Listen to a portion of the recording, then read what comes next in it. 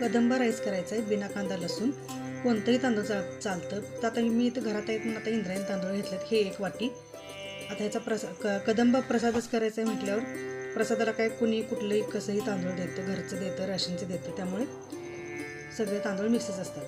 पण मी इंद्रायणी 1 वाटी घेतलेली.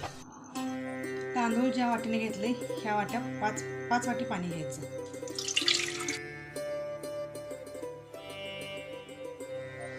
आता ह्या भाज्या, एक वांगा असं मोठे काप करायचे, टोमॅटो, बटाटा, वाटाणा भिजवून घेतलेला आहे, शेवग्याची शेंग.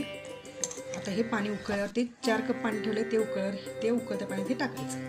पाणी उकळलं, गॅस बंद केला आहे. आता ह्या सगळ्या भाज्या या गरम पाण्यात टाकायच्या.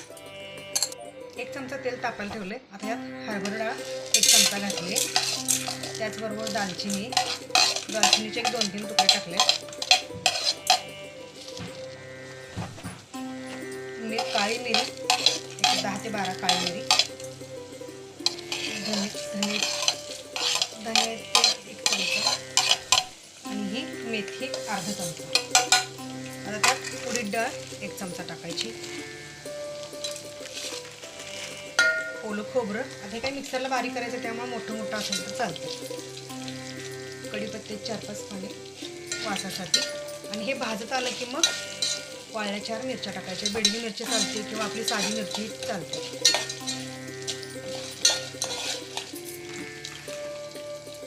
चिंच महत्वाची आहे.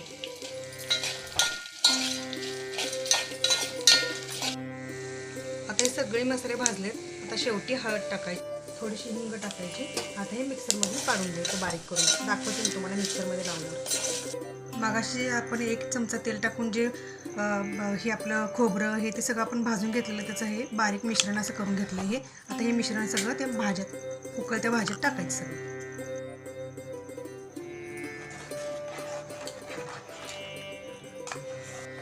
मगाशी मी मुगाची डाळ शिजत ठेवलेली, त्यातील 1 चमचा यातच मिक्स करायचा. चवीपुरती मीठ टाकायचे आणि ते वाटीवर तांदूळ जे धुवून स्वच्छ घेतले ते आता यात मिक्स करायचे. आता याला झाकून ठेवायचं नाही. हा भात असाच रसरशीत असतो. शिजला मी तुम्हाला दाखवते. कदंबा तयार.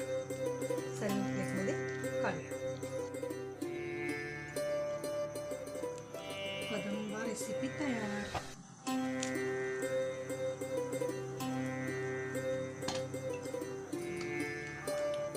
तुपाबरोबर छान लागते. 1 चमचा तूप,